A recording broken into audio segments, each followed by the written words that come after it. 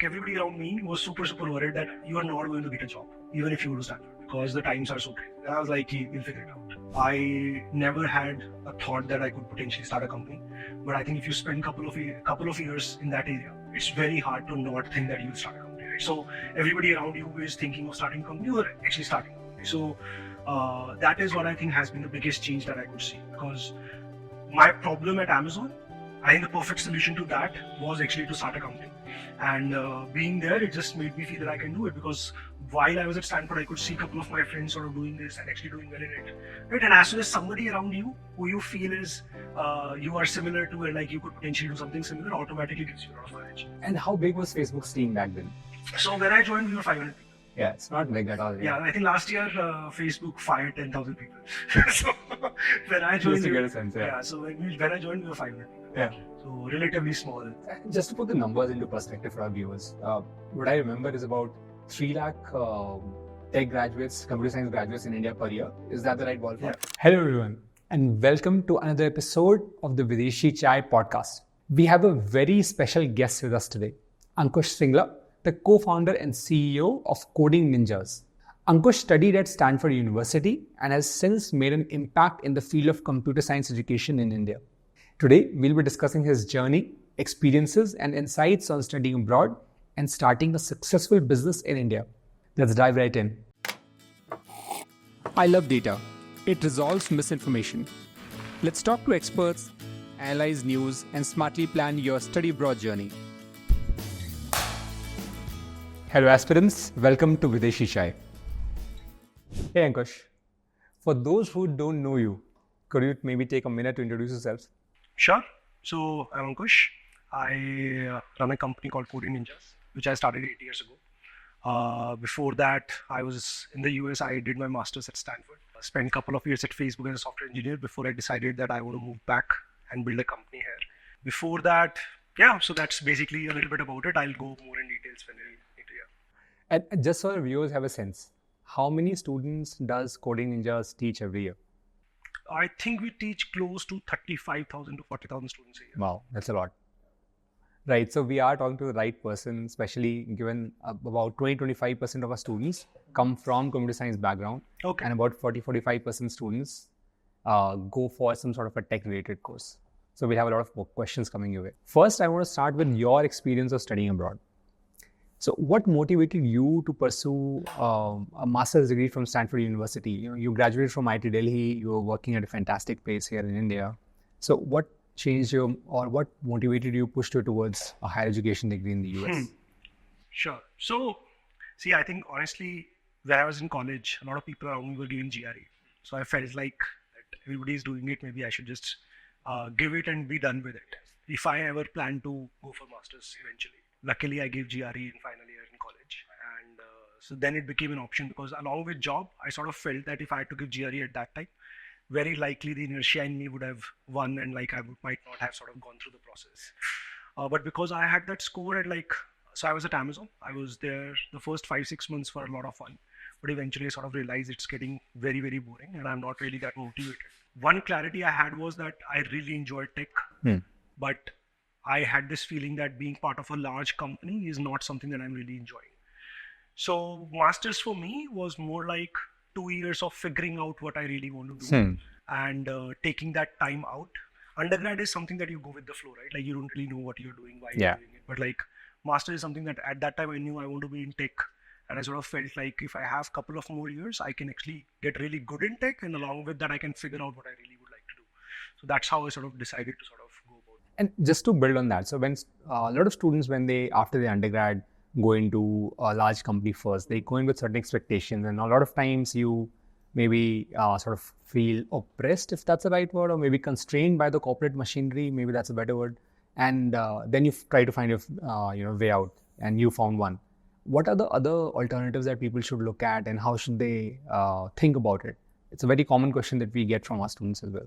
See, in my case, I think at Amazon, I actually had a lot of freedom. I won't say the only issue was that it's very hard for me to work hard if I'm not that motivated, right? So at Amazon, my feel always was that I'm one of these 10,000 engineers, and me being here is not really like really changing anything, right? Like if I'm not here next day, it's going to be all okay. So that feeling of not being that important, not being consequential to the overall scheme of things was really a problem for me to stay motivated. So that was how I sort of felt at it. Like, but I think mostly what I truly believe is that for this, at that time, so this was 2009, Yeah. right? We didn't have Flipkart at that time. Like it was not that famous. Like we didn't have any other startups in India. Like if I knew that that is an option for me, potentially that would have been another option that I would have considered, that I would join a smaller company rather than doing a master's at that time. And that would have given me potentially the same set of sort of learnings and freedom that I was looking to. Yeah. Overall, I think it worked out really, really well for me. Yeah. Stanford was absolutely amazing for me. So yeah, but I think that is another way that people could potentially look at. If you're not really enjoying the large company, large teams, then I think you should really look forward to or look to sort of try a different experience in a smaller company. Yeah. Yeah. Makes a lot of sense. So besides Stanford, did you apply to other universities or you just set on? No. So I was not that confident that I'll get into Stanford. So that was not the only. So I actually had shortlisted like a list of 8 universities. I applied to 4. Then this financial crisis really started becoming bigger and bigger in 2009, right? So everybody around me tried to convince me that you are at Amazon, you're making good money. Why do you want to go to the US where seems like everything is falling apart, right? So I didn't apply to the rest 4. So I applied only to 4, thinking that okay, let me drop this idea. Then Stanford happened, and then it was like I can't say no to this, right? I had other options, like I think I had one from Purdue, one from UCSD, San Diego, and like then I sort of decided like Stanford is something I can't let go. So I applied for 4. Yeah, that's actually going to my next question. 2009, oh my God, everything was, all hell was breaking loose. So that's a courageous decision. No, it was absolutely like everybody around me was super worried that you are not going to get a job, even if you go to Stanford, because the times are so crazy. And I was like, we'll figure it out. So how did the education and experience at Stanford influence your professional career and your journey post-Stanford? The good part about Stanford was that being absolutely in the middle of Bay Area, right? Like where all the like companies were starting, or like even today, like that's where a lot of tech startups sort of start, right? So I think that was the biggest difference what it made to me personally. I never had a thought that I could potentially start a company, but I think if you spend couple of years in that area, it's very hard to not think that you will start a company, right? So everybody around you is thinking of starting a company or actually starting a company. So that is what I think has been the biggest change that I could see, because my problem at Amazon, I think the perfect solution to that was actually to start a company. And being there, it just made me feel that I can do it, because while I was at Stanford, I could see a couple of my friends sort of doing this and actually doing well in it, right? And as soon as somebody around you who you feel is you are similar to, and like you could potentially do something similar, automatically gives you a lot of courage. So yeah, so I think that was the biggest change in terms of that happened to my professional journey from that. And along with that, the confidence that you get because you are going to a university like Stanford, and then you're sort of at Facebook. So then you don't feel really like that if I spend 2-3 years trying to build something, nothing works out, then what would I do? And that's the biggest worry that most of the people have when they try to start a company. I think both of these things were sort of taken away, and like I didn't really have to worry about that. And just building on that, any specific examples or experiences, projects, what have you, that really reinforce this belief in you that anything is possible? You know, I can take the next leap if you will. See, I think like first of all, Facebook was a really big deal, right? Like at that time, everybody around me, like getting a job at Facebook was super hard. As soon as I got that gave me a lot of confidence. And how big was Facebook's team back then? So when I joined, we were 500 people. Yeah, it's not big at all. Yeah, I think last year Facebook fired 10,000 people. So when I joined, just to get a sense, so when I joined, we were 500 people. Yeah. So relatively small. Yeah. Right? Like, and another good part about that was that I got some ESOPs, which allowed me to sort of stick with this journey of trying to build something, because I was able to sell a little bit every year and then sort of sustain myself. That was also very, like, I think financially, if you're secure, that really helps as well if you're trying to start something. Right. And how do you think the education system and experiences at Stanford compare to those at IIT Delhi? Both amazing institutions in their own right. But what are some of the goods and the bads, or pluses or negatives? See, I think one of the biggest factor in the experience that you have in a college is your peers, right? I think my peers at IIT were way smarter than my peers potentially at Stanford, right? Like, so, but that being said, my peers at Stanford were far more motivated Hmm. than my peers at IIT. At IIT, nobody really wanted to work that hard. Everybody was sort of feeling like they have really put in a lot of effort. Now they want to relax. And like nobody was really trying to go the extra mile. Yeah. At Stanford, it was very, very different. And I think it automatically happens when you're going for post-graduation or graduate studies, because that's your decision. Yeah. Undergraduate most of the time is not your decision, right? Like that's something that you have to do. Yeah. And which branch you take is a lot of time is not your decision as well. But when you go for graduate studies, generally you will be far more motivated because that's your decision. You have actually put in the effort. Most of the time you are sponsoring yourself as well.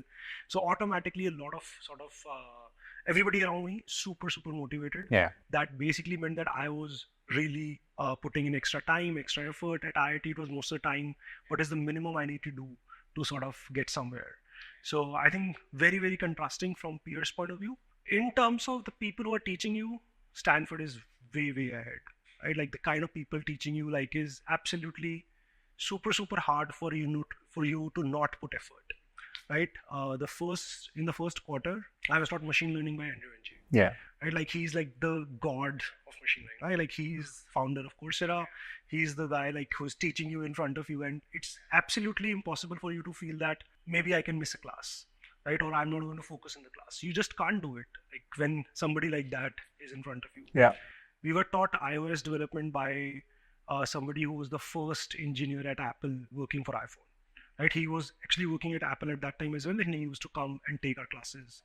He was the first engineer hired by Steve Jobs himself. Yeah. So again, somebody like that coming to your class and teaching you, like it's absolutely injustice, and you just can't do it that you will not put in the effort to actually learn from them. You mentioned creating a strong group of your peers network as well at Stanford, and has that helped you in your journey while you've been building coding ninjas here?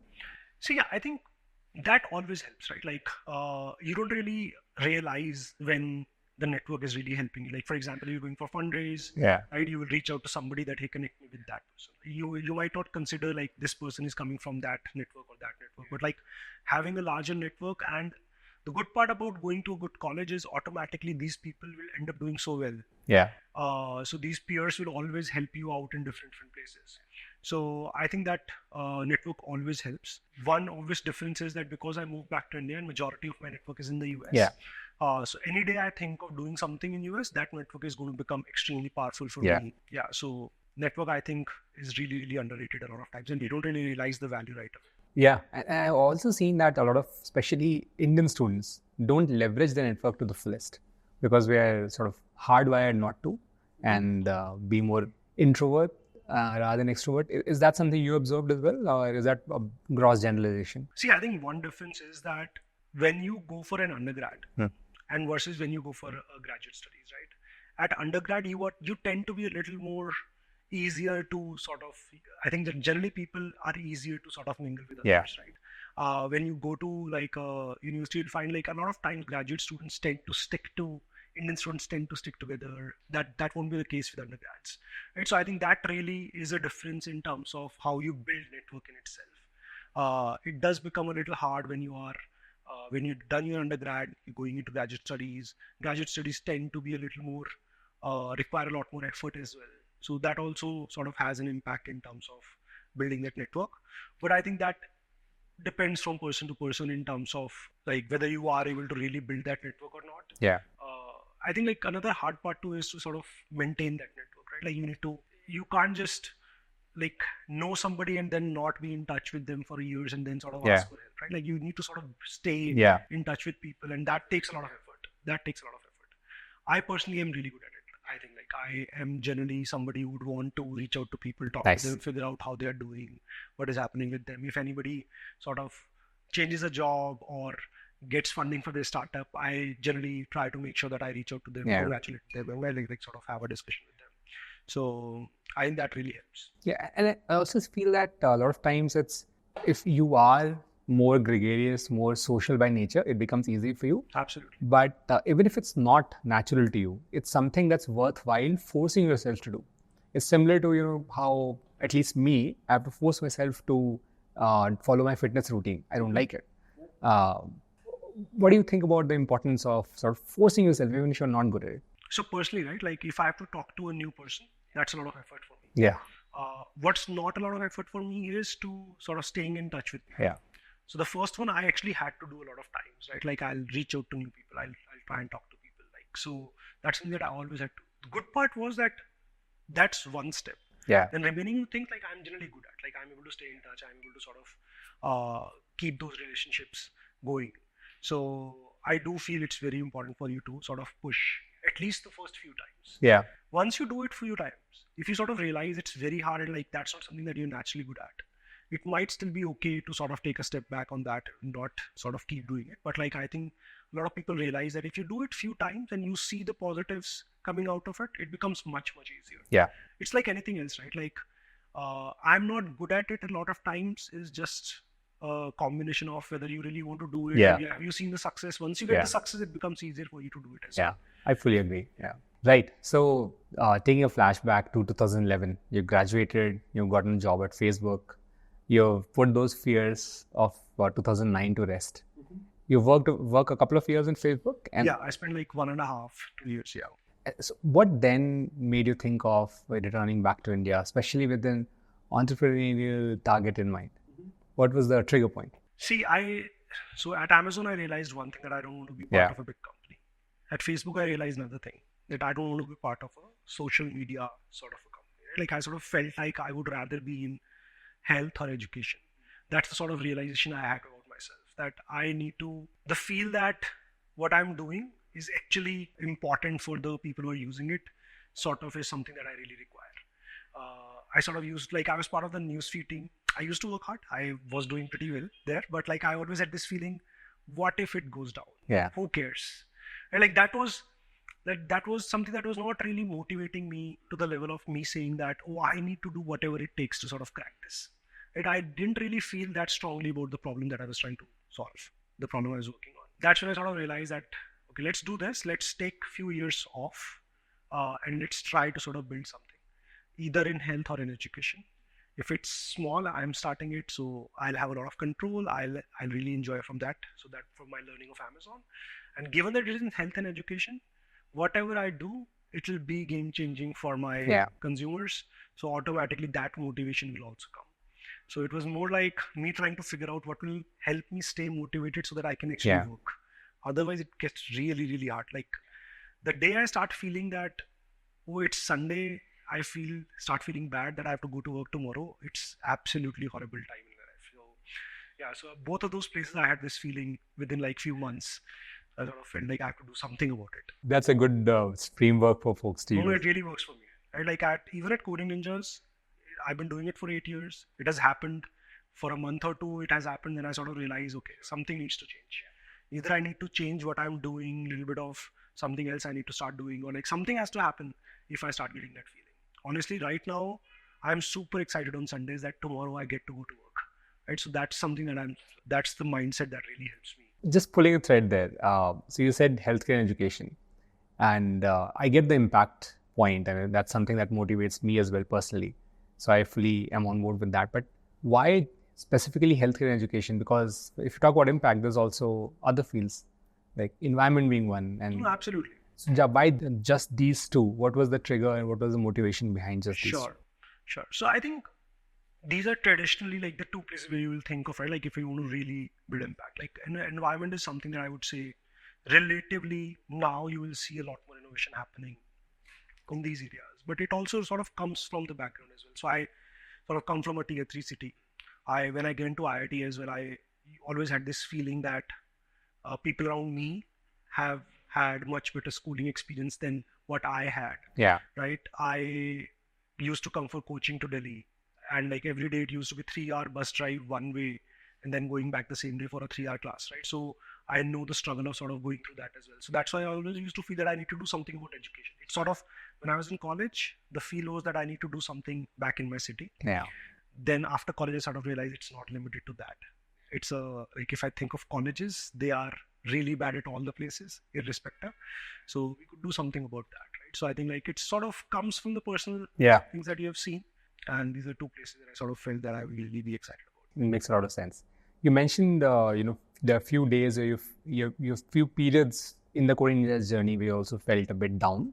So just pulling on that, what are the major ups and downs in your journey of building coding ninjas from, let's say 0 to, you said 35 to 40,000 students per year, which is massive. Sure. So I think, see, the good part about startups is that it's full of ups and downs, right? Like you cannot get bored. That's for sure. So I think at Coding Ninjas, we have seen initially the biggest struggle is the team, right? Like there are no backups, effectively meaning that if one person is leaving, one person is not well, you are the backup, right? So I've done when I started, I was a geek, right? Like I'm an engineer, I like to code. Teaching was the biggest effort for me because I have to stand in front of 40 people and speak. That itself was a problem. Then I had to stand in front of 1,000 people and speak because when I'm going to colleges and doing some sort of seminars, you have to do that. So that was one sort of struggle. Then I have to learn marketing, then I have to learn sales. That's not something that I'm really good at. So, and all of you need to do because whoever is doing it is looking towards you for help, right? Like they're looking that you will guide them to sort of get there. One good part is that we have been really, really lucky in terms of the day we started, the student count has always been increasing organically. And the sort of love that you get if you're in education and you're doing well, the sort of love that you get, right? Like it really motivates you, keeps pushing you to sort of keep doing whatever you're doing, however hard it is. I think our partnership with Naukri in terms of fundraise, in terms of the work we are doing with them is amazing. That has been super, super exciting. It has been absolutely amazing to work with the likes of Hitesh and Sanjeev, to sort of people who have really built a huge company and sort of have worked with multiple other startups. So that has been really, really amazing. In terms of downs, I think the usual sort of somebody is leaving, some sort of other, like some launch that is not going well, right? Some product is not working. Like these are sort of things that all of us have faced. Just to put the numbers into perspective for our viewers, what I remember is about 3 lakh tech graduates, computer science graduates in India per year. Is that the right ballpark? Yeah. That's, you have 13% of, you interact with 13% of students. That's amazing. Wow. All right. So did you, and in your course then, do you get to mentor or interact with students who are looking at overseas education as an alternative, given your own journey and given that so much or such a high percentage of the students going abroad are from the technical background? Is that something that you get to interface with? So we don't directly do something from Coding Ninja's point of view. Personally, I have to write like 10, 15 letters of recommendation every year. This is for students? These are my students who have been doing some sort of TA-ship with us, some sort of other work with us. So I would have personally interacted with them. So they would sort of come back and sort of ask me for a letter of recommendation. So that's something that I end up doing every year. That's how I get to interact with a lot of people on how they're thinking of application. Most of these are people applying for graduate school, not for undergrad. But yeah, so I think like just by the scale of people, automatically a lot of them end up applying and a lot of them sort of end up going to the US. Actually at Coding Ninjas, we started offline first, right? So we had a classroom where we were sort of teaching offline. Automatically from that time, that was close to, I would say, 7 years ago. I think like thousands of those people are in the US now. Right. So, and they have sort of gone through the journey of applying for postgraduates. And a lot of them have sort of, like I had to write a recommendation letter for a lot of them. So I personally know a lot of people sort of doing really, really well, taking that journey. Yeah, makes sense.